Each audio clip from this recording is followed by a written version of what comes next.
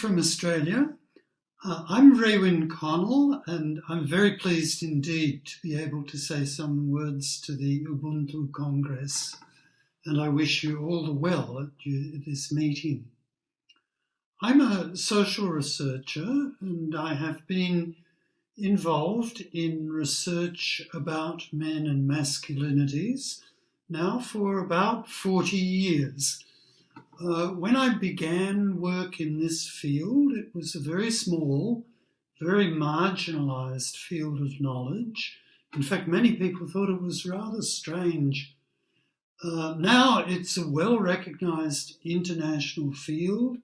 There are hundreds of researchers, there are special journals that publish research in this field, and attempts have been made to make its findings relevant to many fields of practice: education, health, social welfare, psychological services, and activism around gender equality and prevention of violence. We've learned over this period, we've learned a number of things about masculinities and about men's involvement in gender relations. We've learned that there are multiple forms of masculinity. There is not just one single masculinity, but a range of different kinds which have connections with each other and sometimes oppositions to each other too. We've learned that masculinities exist in different dimensions of life. So in some respects, they're related to economics, to the gender division of labour.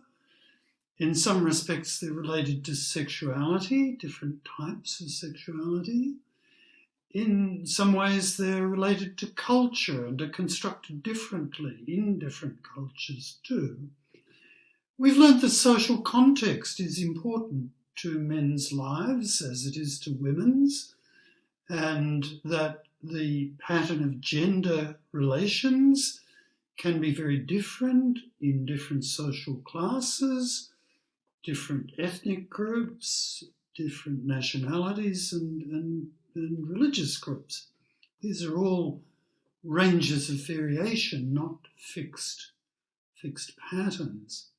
And we've learned perhaps the most important lesson of all, that patterns of masculinity, men's gendered behaviour do change historically. And that is an important and encouraging piece of knowledge, I think, because it means it is still possible to change practice, hard as it often is in practice, but it can happen and does happen, and makes it possible, it makes it a practical proposition to think that we can work towards a more peaceful and cooperative world. There are problems in this field, of course, and you will be aware of many of them as much as I am. There's a huge problem of how to translate research knowledge into advice for action. There are problems in the field of knowledge itself, as in many fields of research. There is a tendency for knowledge to be organised according to concepts that come from the global north and come out of the social and historical experience of Europe and North America, but are therefore not always applicable in the post-colonial world, in the global south. And we've learned also that there can be resistance to progress in gender relations. There can be resistance even to the prevention of violence. And these are things that we have to think about very deeply. In fact, there has been opposition to this work from the start, 40-odd years ago. My research was under criticism, under political criticism from very early.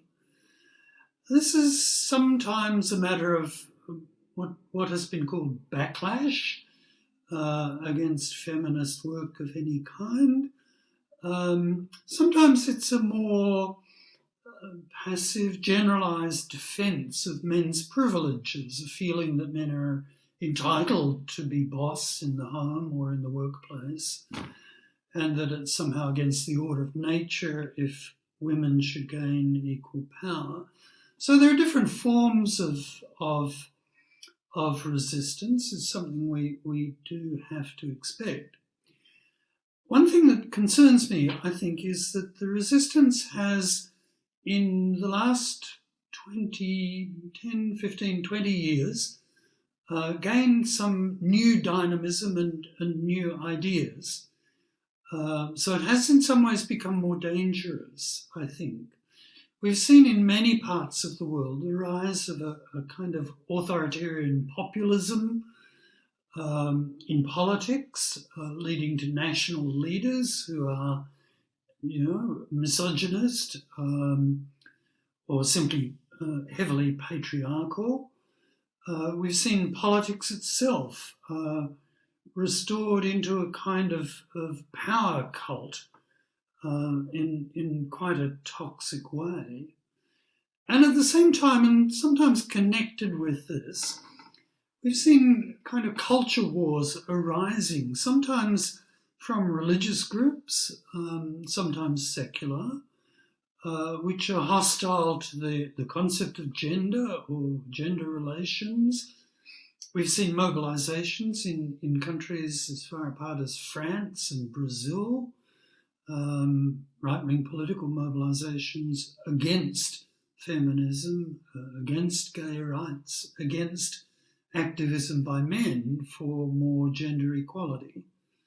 So we're in a moment of history which is not easy to navigate, and one where we have legitimate worries about the kind of world that this resistance, these anti-progressive movements will create. And we can see how their triumph would lead to a world with more fear, more insecurity, more hatred and more violence. And that's something we legitimately want to prevent, and which we should be pointing out to people as the likely consequence of these kinds of political trends. But we also have to have positive messages to give the people that we want to work with, that we want to speak to, whose help and participation we want to encourage. So what are the new directions that we might now gain, that we might now be trying to follow? I have 4 suggestions to make for your consideration.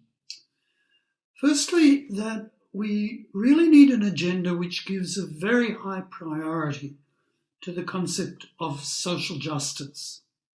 I think this is actually a more important concept than the concept of human rights, and a more general one too, one which resonates even with groups who have supported the backlash and authoritarian movements of recent history. Those groups largely want security, they want reasonable livelihood, they want housing, sometimes they want access to land, and they have every right to a fair share of our social resources in those terms. And I think progressive movements in gender relations must speak to those issues, must speak to the bread and butter issues of the economy, of security, of safety, of health and welfare, as well as questions of rights and identity. The second suggestion that I would make is about how to think of men's movement's relationship with feminism. And this has been a point of difficulty, obviously, as all of you will know. And there's much to be said for insisting on the notion of men's groups' accountability to feminism. But that itself can be a difficult concept. There are many forms of feminism. There have been many feminisms in the past, and there will continue to be different forms of feminism, I'm quite sure. It seems to me that the key, the thing that men's groups and movements concerned with men must above all achieve is practical cooperation with feminist movements. There can be differences of opinion and outlook and emphasis, but the capacity to work together, to cooperate, to coalesce in pursuing the common goals, that is the crucial thing in my experience and in my view of the way gender politics have gone. The third thing I want to suggest is the importance of decolonising our knowledge about gender relations, men and masculinities. Many of the concepts we work with do come from the global north, and they come, therefore, out of the experience of global north societies. But they can be very different from the experience of societies in the global south. They don't include, for instance, the experience of being colonised and of struggling out of a colonial situation into a post-colonial world. So there are reasons why we should be looking for the next generation of ideas, if you like to think of it that way, especially to the global south. So I would argue very strongly for trusting local experience, for emphasising the exchange of experience between different parts of the global south, and for looking to the intellectuals of global south societies for crucial concepts and ideas about how to develop this work. Because there is a wealth of thought as well as a wealth of practical experience. There's a wealth of intellectual work on questions of gender, questions of masculinity and men's roles too, in Africa, in Latin America, in South Asia, in the Pacific region too. And if we can develop effective means of exchange, of South-South exchange around these themes, I think we'll be in a much stronger position in the future than research or international activism has been in the past. Finally, I want to say that the kind of politics we need is not all grim. I mean, we are dealing with some grim issues around health, around safety, around violence. We're dealing with issues of life and death, a significant part of the time. But we need, as well as a willingness to face those issues front on, we need imagination, we need capacity to think of better ways of living. We need humour and human connection in our work. And we need boldness, willingness to think outside the square, willingness to imagine, as I was suggesting, beyond present experience. There's a term that's become popular in progressive movements in South America particularly, the concept of buen vivir, of good living as a way of connecting environmental responsibility, social justice and humane social relationships. And I think that is a nice concept. And I would like to apply it to gender relations and to the concerns of men's movements. We need good, decent and cooperative gender relations. We need to do gender well. Good gender relations, I think, is the key to the progressive future that we all hope to achieve. And I hope your discussions in this event will help point the direction that way. Thank you for listening. I'm pleased to have been able to make this contribution, and I wish you well for the rest of your discussions.